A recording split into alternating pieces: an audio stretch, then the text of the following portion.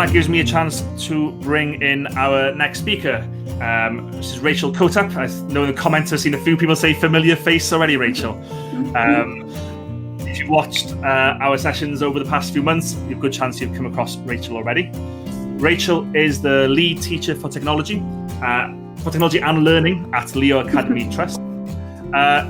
Give us a quick explanation of your role, Rachel.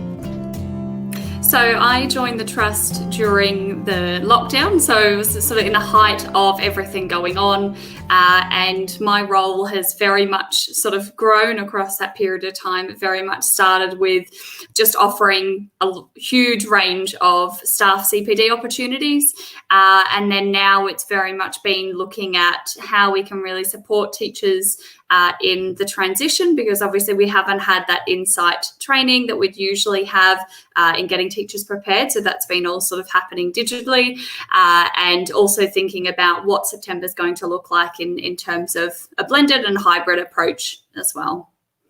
Maybe that's my chance to ask, what do you think September is going to look like, at least at your schools?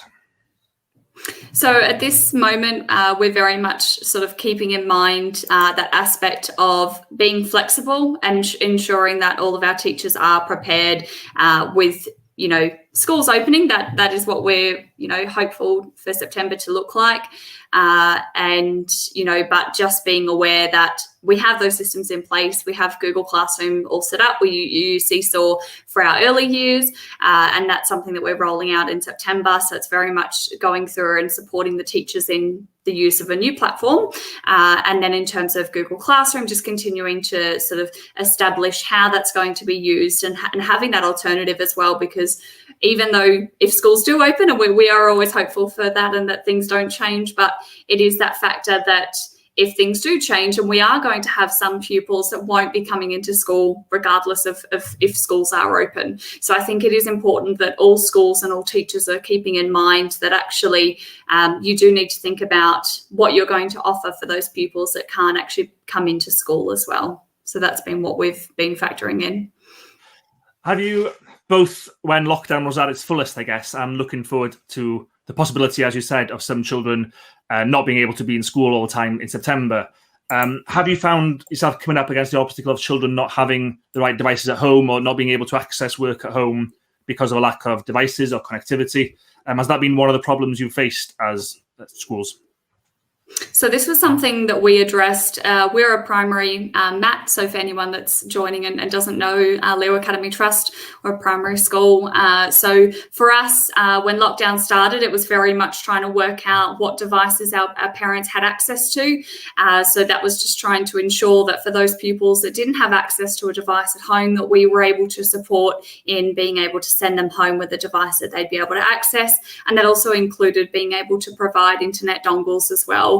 That is something that we're going to continue to offer in September, just so that we can actually continue to support all those learners at home. And come September, we will be rolling out all of our Key Stage 2 with one-to-one devices, we're trying to get all of our year ones up and going as well. But that's sort of a work in progress and bigger digital strategy that we're trying to implement. So I think, in terms of devices, it is an important thing to talk about for schools because they need to be aware. But it's also thinking about the delivery of those lessons in a hybrid approach as well. Before I just let you go and get started on your session for us today, one shout out that Rachel is one of those people who started her job right in the middle of lockdown. I can't imagine a harder job to start mid-lockdown than lead teacher for technology and learning. So just kudos for me for that. Thank you. I'm already talking about how excited they are to see your session. There's also a note that someone says it looks quite Spanish behind you. Away on holiday and in Spain. Gladly, thank you massively for coming to join us and taking a gap from your holiday to present today. And you're going to talk about expeditions, am I right? Expeditions and Tour Creator. I look forward to it. I'll see you at the end. One last note, perfect. Anna Maria, I saw that you have a question for Rob. I'll make sure to bring that up with him at the end. If you have a question for Rachel, please put it in the chat and we'll bring it at the end of Rachel's session. For now, however, off you go. Okay, perfect. Thank you. So I thought that today, I usually do this the other way around, but actually I thought today I would start straight away in Tour Creator. It's definitely one of my favorite apps for teachers to use. And I think it's one that's sort of not used enough in terms of the content that's available, that you can actually create immersive experiences for your pupils, and they can also use this as well to create their own. So if you've never seen Tour Creator, this is just a quick little video about it.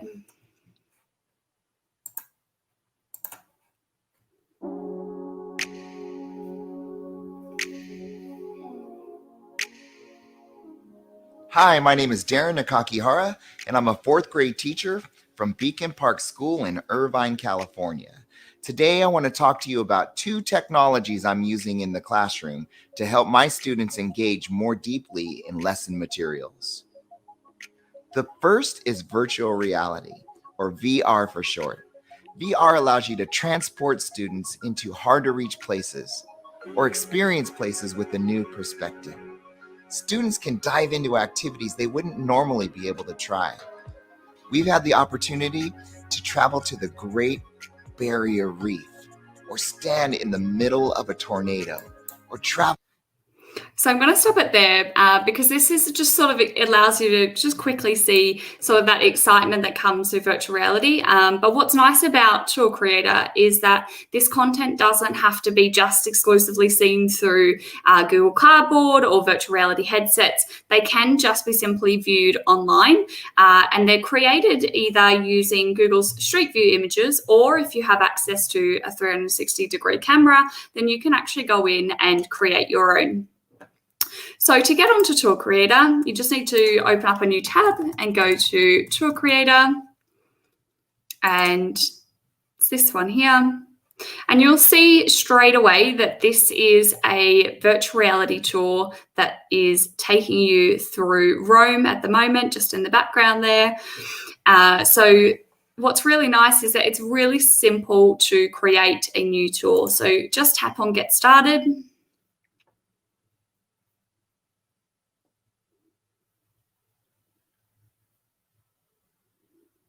And then you'll be taken to a page like this. Now, something that I always point out is that you'll notice that there is a new tour and there are templates. Now, the one thing that I do recommend about the templates is that if you've ever used Google Expeditions and you've found that there are some fantastic tours in there, but realize that actually there's some things that are in there that you don't like, that you can actually go through some of these and find a particular one that you might be looking for.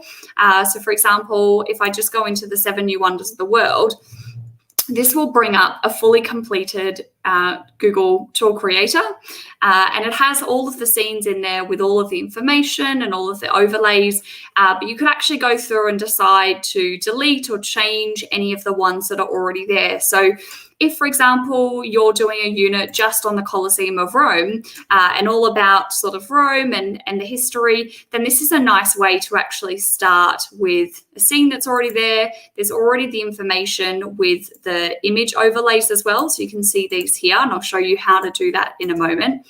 But all of this is here for you to use. And then you can simply just delete the ones that you don't want and add in your own instead. So it is sort of really helpful. And also, if you want to take your pupils to experience any of these expeditions, but know that they don't have access maybe to a device where they'd be able to view them, then you can go through and publish these and view them on a Google site. You could share the direct link so that they could access them in Classroom or on Seesaw. So that's one of the nice things about Tour Creator there. So those templates are just a nice quick option to use, but I'm actually going to go through and show you how to create your own tour from scratch. So you'll see that when it comes up, it's going to ask you to pop in your title. And I'm very much, I know I am in Spain right now, but I'm very much missing home. So home for me is back in Melbourne, Australia. And you can see in here, I can put a description in. So Australia is not only a country, but also a continent. And then I can add a category. So this is just a helpful way to sort of label and sort them all together. So when you actually go through, And you'll notice that there is a cover photo to add on. So I sort of am very, don't spend a lot of time on my cover photos. I always just grab one very quickly from Pixabay. So I've just pre-downloaded this in the means of saving us some time. So I'm going to go in with this one. And this is just a nice, easy way as well, because the cover photo requirements are quite strict. So it's just a nice, easy way to be able to get something in quickly before you actually start to create. And when this comes up, this will take you into the street view on the left-hand side. If you're using a 360-degree camera, then this is where you can go through and upload those images directly in here as well. So I can go through and search. I'm going to start with Melbourne South Bank. And what's just important to remember with Google Street View is that obviously whatever you search in here is just going to plonk you usually somewhere around that rough area. But what you can do is you can zoom in onto the map and you can pick up the Street View person. I don't know if the Street View icon actually has a name. I wonder if anyone actually knows in the chat. But I can actually then move this around to find the exact position that I want to. So I'm trying to find the South Bank. So there we go. So we can see here, this is the South Bank. And then I can just add that scene like so. On the side here, this is where I'll go in and populate the name of the scene. Oh. And I can put in the exact location. So if I wanted to have the exact address, I'm just going to put in South Bank, Melbourne, just because I'm sort of short on trying to save some time. And then the description. Now, what's really nice about this is that you can actually then populate this with some information. You can go and do some research and also to use this as a point in that you can pop in some questions. So what I like to do is to sort of use it as a way to get my students to think about what it is that they can see. So at the moment, you'll see that this is actually looking into one of the restaurants on the South Bank. But in the bottom left corner here, I can set the starting view. And this is crucial when you're leading and creating a tour creator tour for your pupils to use. And the reason for this is that any experience, whether that's a movie, whether that's a video, even things on TikTok that we're seeing all of our pupils use at the moment, is that actually what they see initially on that first screen is going to either entice them to keep watching or immediately lose their interest. So that starting scene is always really important. It's exactly the same with virtual reality. So actually, I want to spin this round and show this particular part here, which looks out into the Melbourne CBD. And then I just simply tap on save. And what that means is that when this scene starts, it's going to start here rather than sort of just looking into the restaurant. And I can go through and I can add a description in. So South Bank.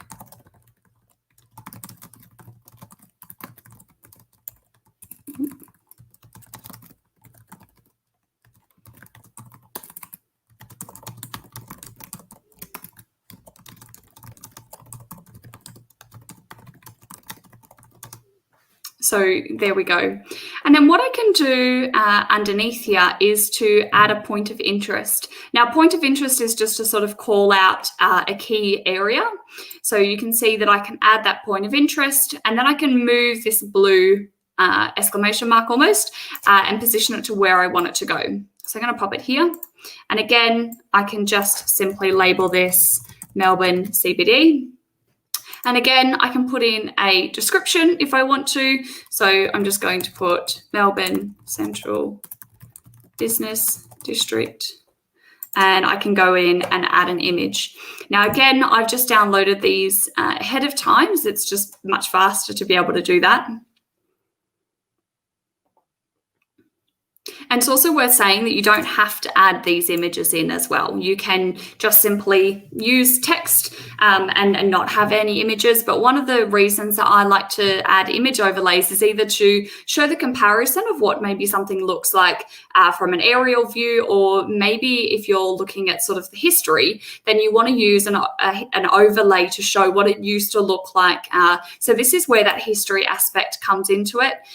It's also that idea of being able to track a character story that you could do as well. So you could plot out the different locations that a character follows within a story, and you can see that just simply by tapping, I can either enlarge or shrink that down as well. And then I'm going to go in and add a new scene. So I can simply just tap at the bottom here. Again, it's going to bring up the scene option at the top here, and I can search. I'm going to go to the 12 Apostles. And again, here, I've got that ability just to check the scene is okay.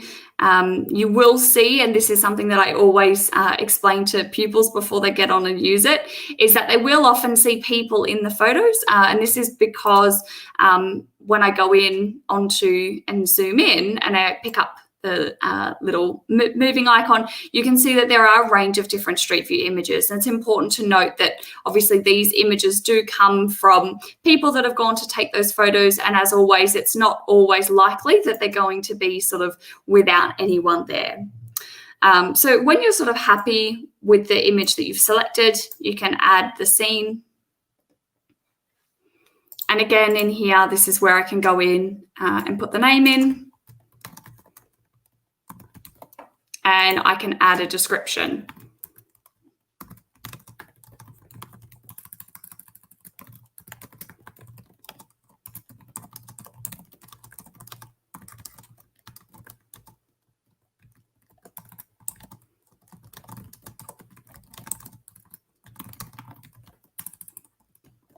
There we go.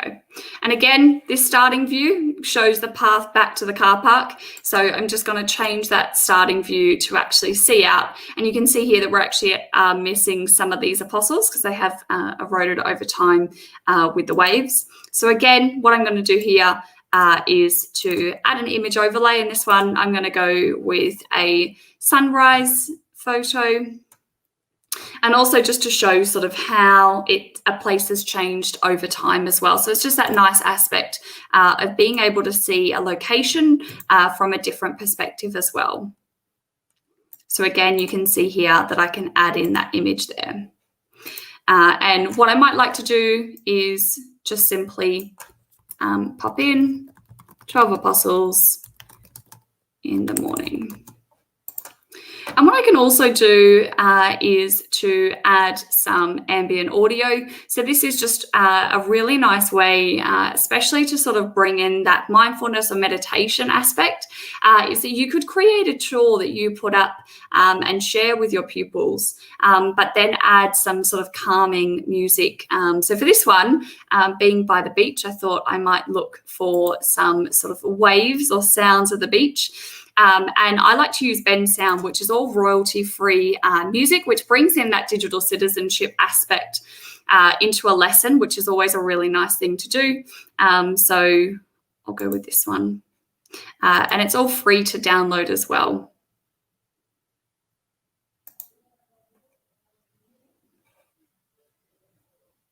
Just give it a second.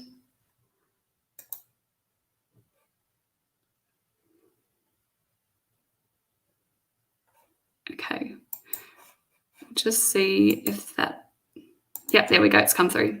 So I just need to then press on the speaker to add ambient audio, and any audio obviously that I've got downloaded, I could simply just add that in directly.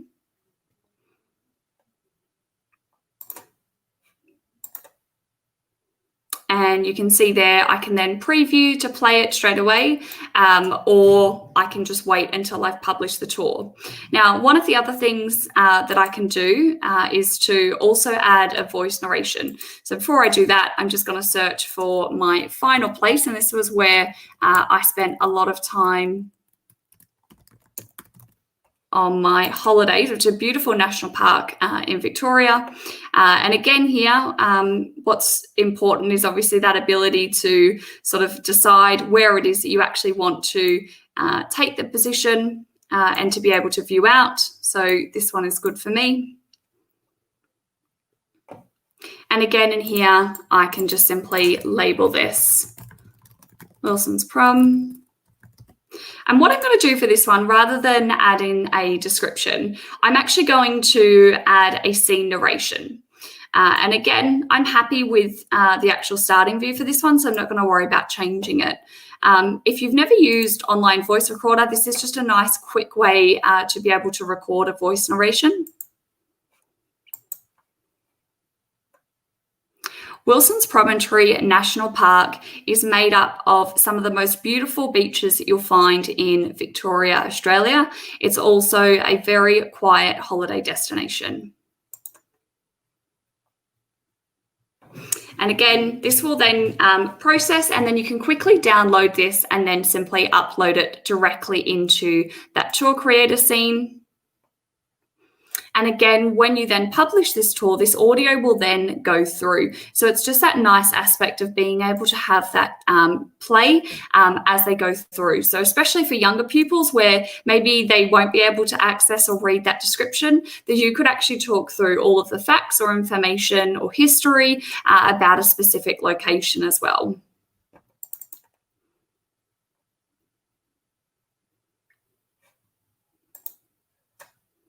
And again, you can see that that has been added on and that scene narration is there. Now, I could obviously go in and add more scenes, but I'm just going to do a 3-scene tour today.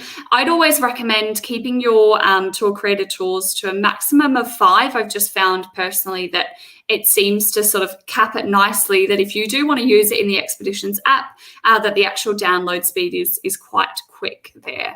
So to finish off your tour, all you need to do is tap on Publish. And you've got your visibility settings. Now, I always keep it to unlisted and then tap on Publish. Now, once this is published, it will publish it to Polly, and I can copy this direct link. So this is where I was saying earlier that I could send it through Google Classroom or any platform that you're using, or even just simply to email it to someone. But if I tap on View Tour,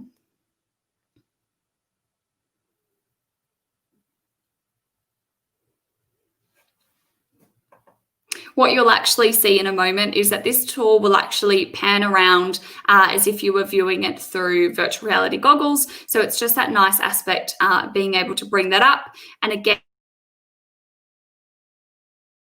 with any of this contour, and it will bring up that information on the left-hand side and that image as well. So this is where, as I was saying, those questions that you can add in here are a nice way to sort of guide your pupils through as they work on that task. And that audio that we added in earlier, you'll be able to find that in the cogwheel in the top right, and then simply turn ambient audio on.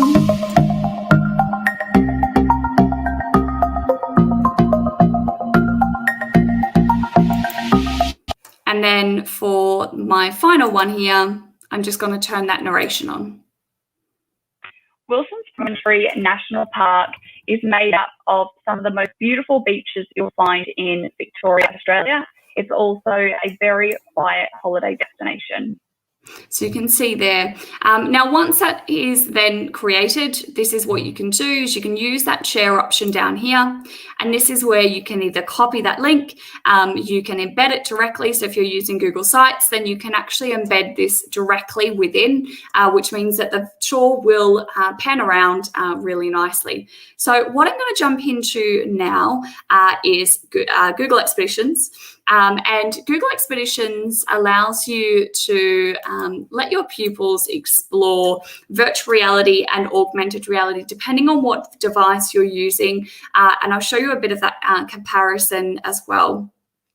So in terms of what I just showed you in Tour Creator, that obviously allows you to create your own virtual reality tours. But with Google Expeditions, there are a whole range of virtual reality tours that are already created for you to quickly take your pupils to go and explore. So I think this is a really nice way to be able to allow them to explore, especially right now where we're seeing some schools are back, some are still during distance learning and aren't able to leave the house, aren't able to go on trips that they'd usually go to. So being able to take pupils to explore inside a museum, to explore outside a space, to explore a beach, go under the water, look inside the human body. There are a whole range of different tours that are available as well. And again, with the virtuality, you can do this using headsets or Google Cardboard, but you can also do it just simply using the Expeditions app. And this does work on Chromebooks as well. So we have our pupils use it. So it's just a nice way. Obviously, they don't get that same experience of having it up to their face, but I think with virtual reality, I've never used it with the goggles, and I just find that my pupils still have that awe and wow moments with it just appearing on their screens as well. And you can see here that this is just showing you how you go about going and downloading it. And then that AR content, this just shows you sort of a quick little view into being able to interact with that content and zoom in nice and close and experience it. Now, if you don't have an AR compatible device, then you can actually just use this in a similar way. The only difference will be is that content appears on a white background rather than in your own classroom. So one of the things that we often like doing is putting dinosaurs on shoulders and legs and things like that. But if you don't have an AR compatible device, it doesn't matter as well. And I'll be sort of quick to share these, that there is a device compatibility list that you can check to see if your devices are compatible as well. And in terms of using Google Expeditions, one thing that I found quickly when I started using it for the first time as a teacher was that I noticed that it was going to be one of those things that very quickly became sort of that novelty factor of that excitement.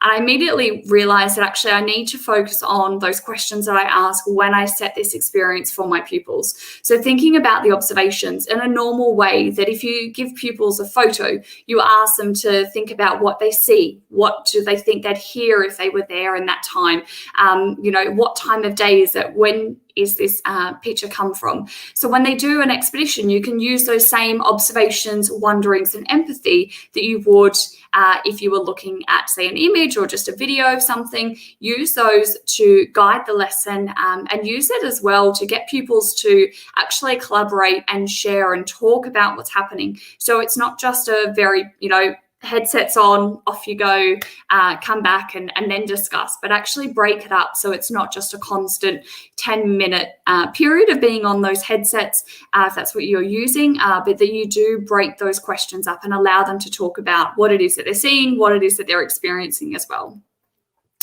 And a couple of key things to remember before I jump in and show you Expeditions is that you do need to consider the first time your students will use Expeditions. It's sort of a big thing of mine is actually to share a tool that is exciting and it is going to sort of spark that curiosity for them.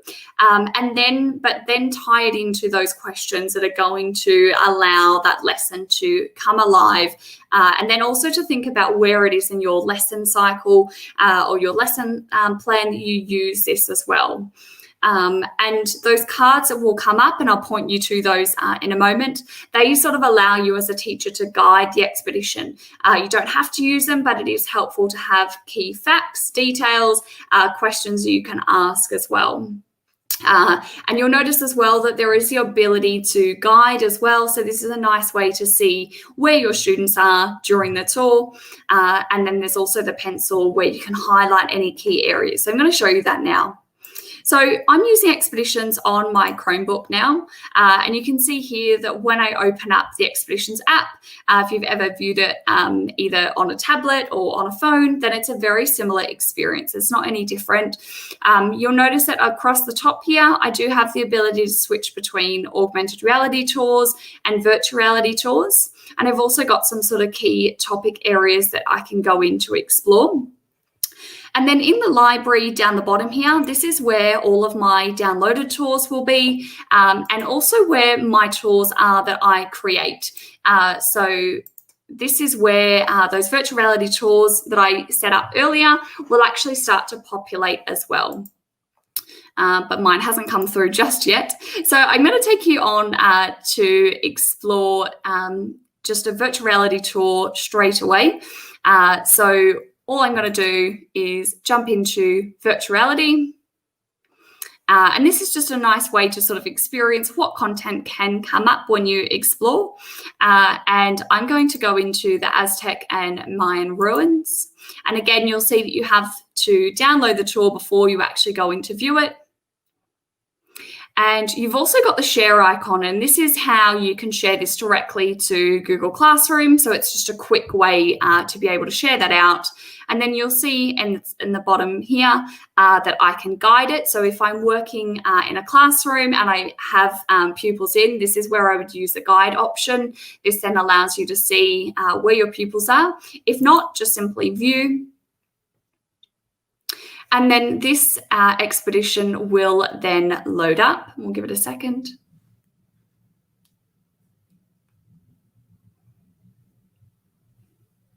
So you can see here that I can then go around and explore. And as I said earlier, you have that fact card down the bottom in the right. And you've also got those questions as well. So this is where you can go in and ask some questions. And you've also got some key points of interest that you can point out and highlight with some extra information there as well. So this is just a nice way to be able to go through and highlight any content that you want your pupils to explore and see as well as they go through. And then I'm just going to jump in very quickly and show you what this looks like in terms of the augmented reality content now.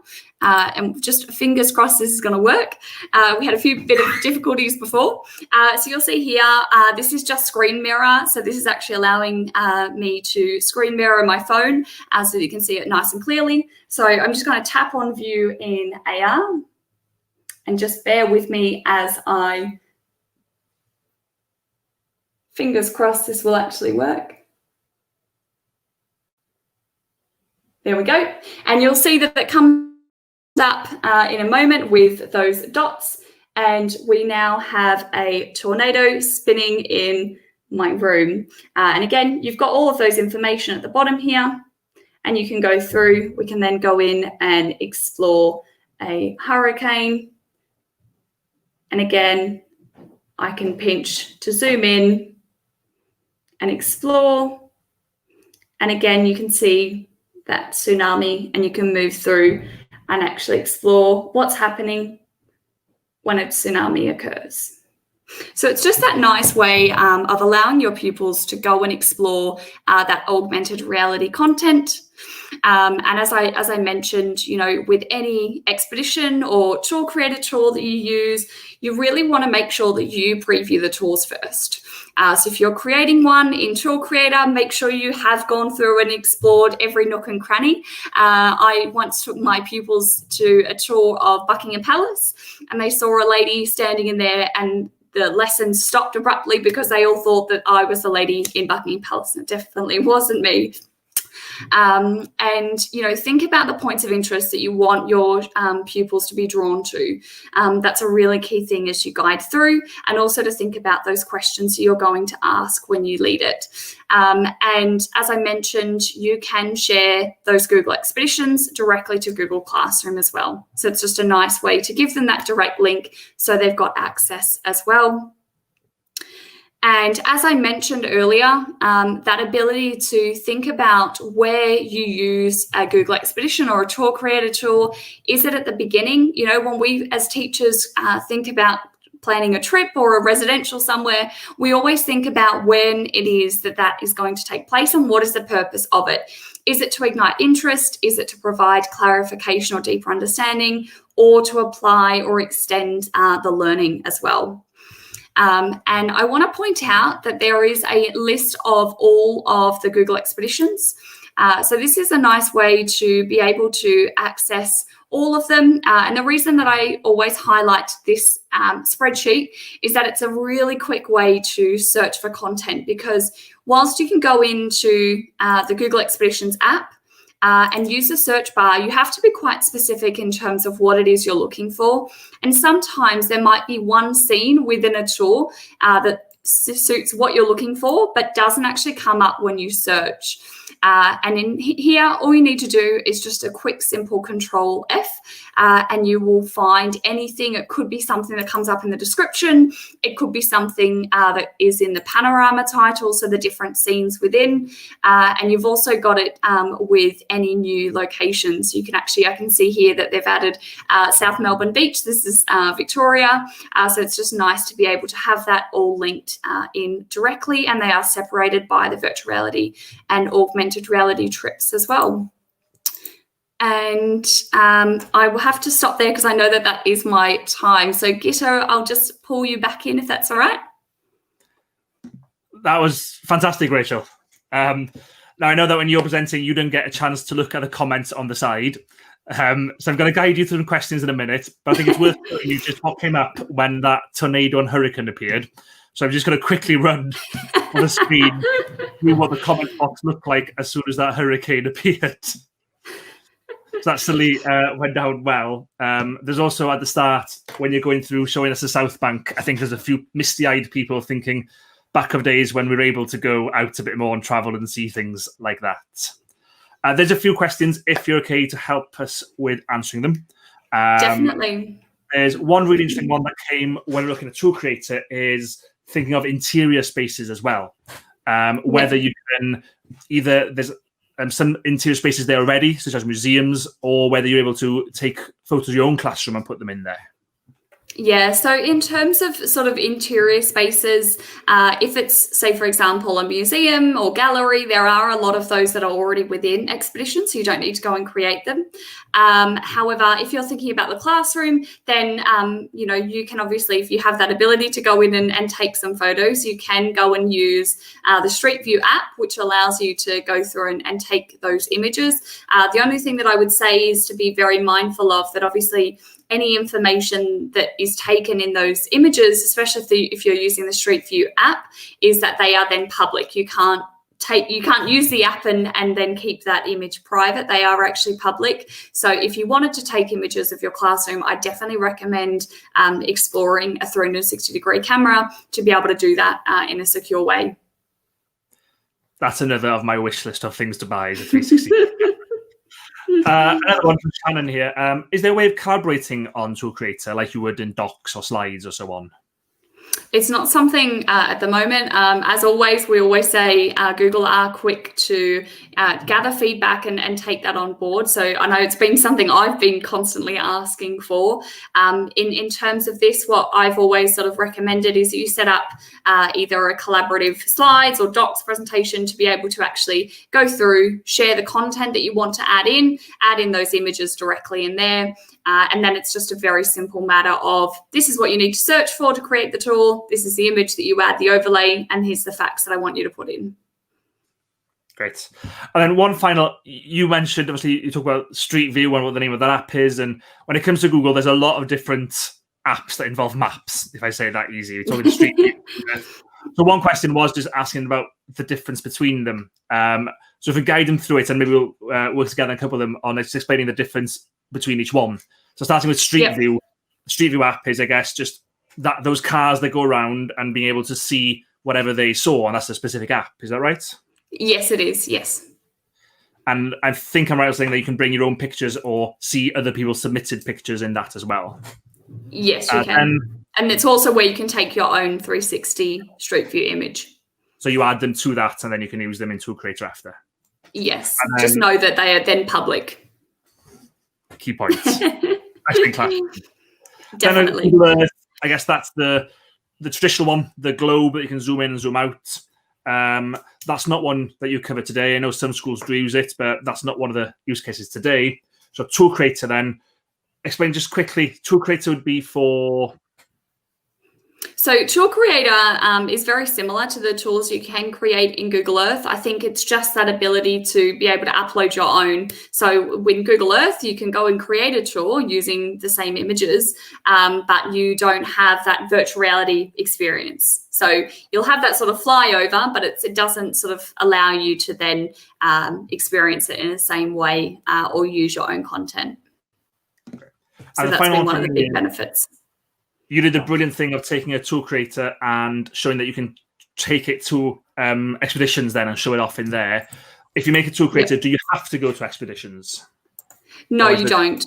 So you can export them, and for some reason mine just didn't get into expeditions to actually show you, but usually it will come through and populate in there. But I'm just sort of slow on internet there, so it hasn't populated. But that isn't a really nice way. But again, those tool creator tools can be shared just simply with the link, or you can embed them on a site as well. Thank you for joining. I know that you're not able to stick with us right till the end today. So massive thanks for making time for your holiday to come join us. If you're not following Rachel on Twitter, you can see her handle on there at TechMissC.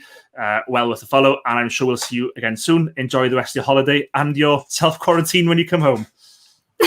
Thank you. Bye, everyone.